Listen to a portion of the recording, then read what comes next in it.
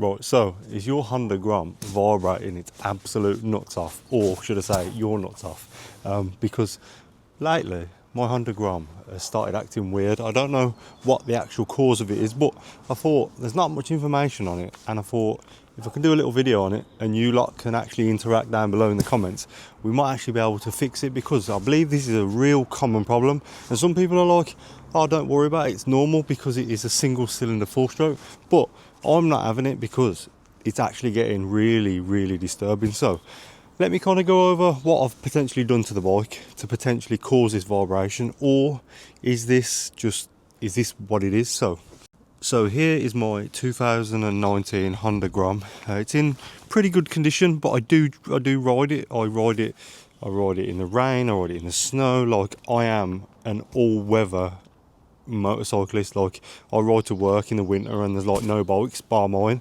So this is kind of, it looks rough and ready. It's because I've used this bike over the winter. I know it does need a nice clean up, and this is the reason for the videos, because I'm not seeing many UK Honda Grom owners actually posting videos. It's mainly the Americans. So every video I pretty much watch is American owned, and I thought, you know what, I've got a Honda Grom, I keep posting about crash damage cars, why not post some videos on the bike and actually see if we can get some feedback? So if you like a bike, you like a bike. So this is only my little baby, my little 125, but so this is us pretty much. We got the stock exhaust system on, my little learner plates, got the chain on it. See if you can spot something. Can you spot anything yet? So yeah, here's another thing. Maybe there is not much slack in that.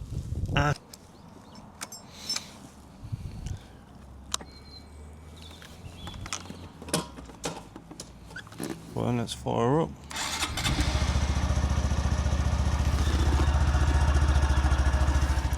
But look, I don't know if you can see. Is the video picking it up? Oh, this will work better. It's like, I'm sitting here now. This is a cold start. I can feel it through my bum.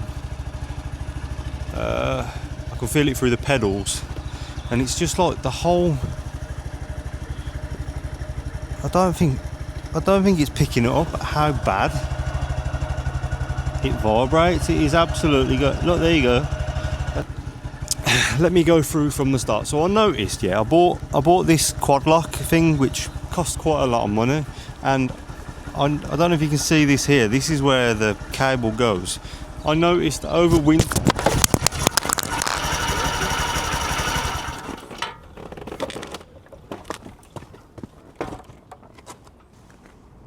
So I noticed over winter it just stopped working, and I was like, why is it just randomly stopped? So what I found is when I turn the ignition off, it was still showing up blue, but then even when it was off, it was, see, like now it's, the light's not on, and then we'll start it, the light gonna come on.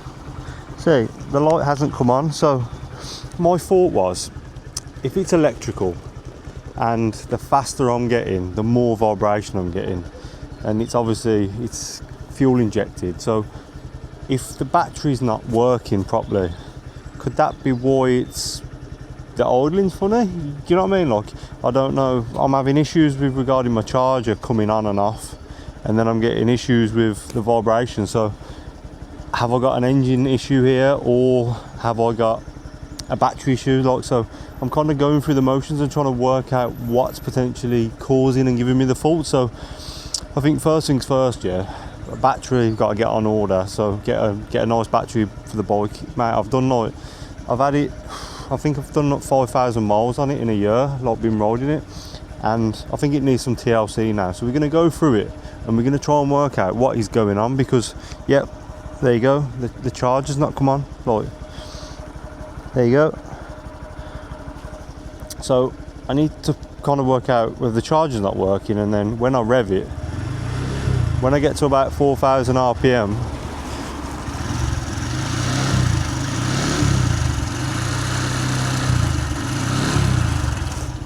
something definitely isn't right. So I'm going to show you, you probably already saw it, the front the front drive sprocket doesn't exist anymore. That's not going to fall, is it? I think it might fall, to be fair. As you can see there, it does look like it's cut. It does look like it's moved, you know. That's definitely moved, that has. So I need to push it back on. Oh god, that's actually come off, which is quite dangerous. So the aim here is kind of to go over what's causing potential bites. So I put the standard exhaust on, as you can see. It seemed like it had a bit more oomph in mid-range, but when I'm getting to the top end and stuff, it just feels a bit flat, like it's just running out of grunt. I know it's only a 125, but I think I might have to put the old exhaust back on the Black Widow, because one it looks crap, and two, there's absolutely no sound whatsoever. But even like this, look, this is like the rear bush for the exhaust. So surely if the bush is broke, then would that not be causing the vibration through that? So I have to look at literally like everything. I had 2 new tyres for an MOT, and I just thought, you know, I checked my tyre. My rear tyre was flat, so I had 30 psi put in it, and it's only been on 2 weeks, and then my rear tyre was flat. So I've got to keep an eye on that, just in case I don't know if the valve is leaking air or what. How we doing, man? You alright? And I noticed that apparently when I went for an MOT, he said my rear slider was a bit stiff. So I don't know if you can see, but it just looks like the caliper is on the piss a bit. So, and I know, look, surely if I can do that and it's making that noise when the bike's running, the vibration travel, and then, you know what I mean? Like what's going on there? Is something loose there? Like, I've never really done brakes before, so I don't know what's what. Is that too tight, that bolt there, or has that moved over? Like, do you know what I mean? Right, so last time I serviced it, I put 10W40 oil in Motul, and I was looking online and whatever, and I found Halfords did 10W30, because I thought, I wonder if the new viscosity of oil is potentially causing this issue. So I went to Halfords looking for 10W30. I saw 10W50 and I went, nah, I need 10W30. So in the end, I bought the oil, got back with it. I literally put the oil in, and then in between then, I've kind of noticed this vibration. Do you see that? I actively saw 10W50, found 10W30, and I don't know, I'm sure, yeah, on the Castrol, see where it says Power 1 Ultimate? I remember looking at that, and then I saw the other one, it said something different. So anyway, but I picked up the 10W30, which is this. I've got filled it up, like 900ml. And I've literally just gone to check the oil to potentially top it up, just to check. And I was like, what the hell?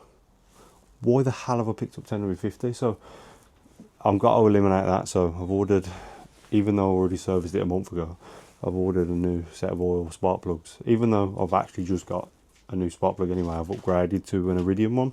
I'm going to link everything that I buy so that you can see. So if it does fix it, you know, off a 19 plate Grom, you know that's what's been ordered. So I've ordered like a service kit with spark plugs, but I don't actually need a spark plug because I've ordered an upgraded one. So I don't know if it's actually going to be any better, but just like if it's better, if it runs better, then obviously that's a win-win. So let me show you what we're working with.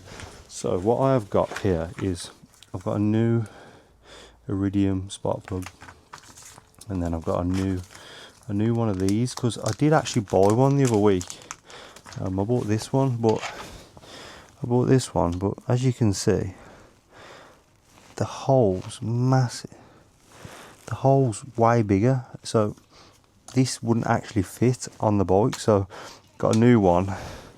I've got 2 new bolts, and I'm going to Loctite them now and make sure they're secure, and I'm going to loosen the chain. So let's I don't know where to start. I might start with the spark plug, get the spark plug out, swap that over, and then do the chain, and maybe go for a little ride and just see if it actually does any difference. So I'm hopefully go on this journey and be like, right, we're going to check the valve clearances on the exhaust side, And then I believe there's a cam chain. People say the cam chain roller, apparently the OEM ones fail. So like I say, stay with us. We're going to get through this and we're actually going to find out what's causing the issue. So hope you enjoy this one. Right, so literally anyone can do this. Literally all you got to do is pull off your lead like so, and then literally the spark plug is just chilling there. I think it's a 16mm. This is what I deal with, man. This is why I want to move house. There's so many absolute knobheads. It's like it's a Crescent. It's 30 miles an hour. Like, I love my fast cars, yeah, but what's the need for that? I feel like I'm turning into an old moaning bastard. But just like, what are you doing, you absolute sausage?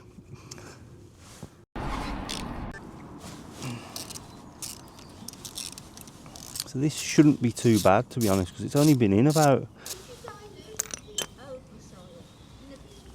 Yeah. I know. Right, so I don't have any specifications, but one thing I can tell you for sure, look how it doesn't, it's a lot longer this one is, so I don't know if that's going to play a contributing factor on, like, why is that one a lot longer than that one. So people have used these in the Grom, so we're about to find out. Let's stick her in. You watch it run like crap now.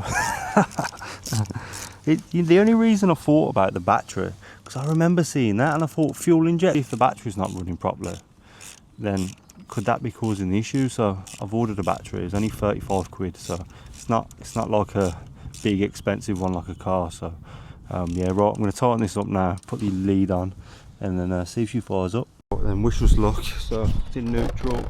Ready? 3, 2, 1. Oh my god. Oh. Wow. That in itself feels a lot better. What the hell? Do you think it could have... I wonder if it's like a dud spark plug. Like, it's idling at like 1100. I could probably do with adjusting the idle screw. Just to... Oh my god. There's a bit, see, look, when I rev it goes to like hunt for a few seconds, so I might just adjust the idle screw just to bring the idle up just a tiny bit, because it hunts, but straight away it does feel a lot better, you know.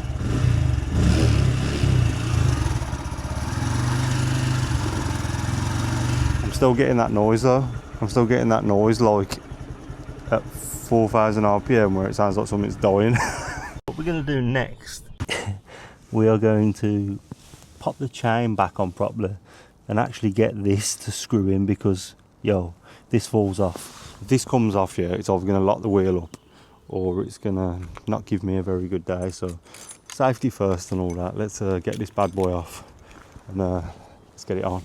That moved so much. That looked like that was sitting right in the groove there. So right, that's on.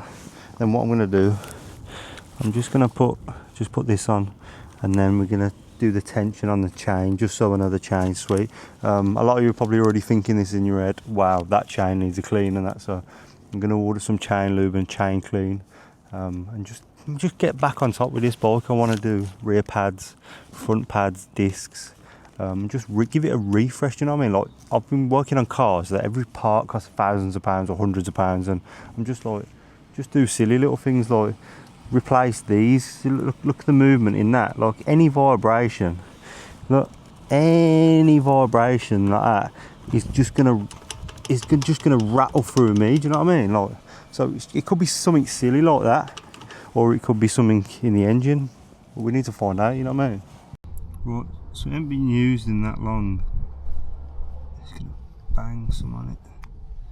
As you can see, there we go. There's a decent amount there. Let's get her in. Line her up. Ooh, in she goes. Lovely stuff. And then we're gonna do the same on the bottom one, because I don't want these to fall out. Do this bad boy up.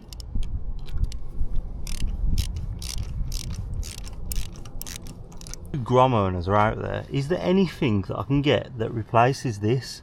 Like, because obviously I don't have anyone on the back, can I just get rid of this and just literally have these? Because I do want to get some like these in black for this rather than the rubber one. And apparently there's a linkage you can get. See that like imagine your bike's revving and that's doing that. Do you reckon that could be my vibration? There's so many reasons why my bike's vibrating. As you can see here, there is a screw. This one just here. I don't know how well you can see that. If I twist that screw, it will let more or less air into the engine. So if I spin it, the revs should change. So I'm going to spin it loads. See how it's bumping up now? But it's not just there, so I'm going to have to do a bit of tweaking and see if I can sort it. Right, so I'm getting a little bit less vibration on idle with potentially doing A, the sprocket, or B, the spark plug. I've dropped the idle down just to try and smooth it out a bit, but I definitely can feel something in the engine making a bit of racket. So I'm going to kind of leave this one here and see if any of you can go, oh, it could be that, oh, it could be that. And I want to go through this journey together and hopefully show you guys how you could fix this bike yourself. So that's what we're going to try and do. So rather than go to a garage like a few people have said, we're going to try and get this in. So let's go, let's get this done.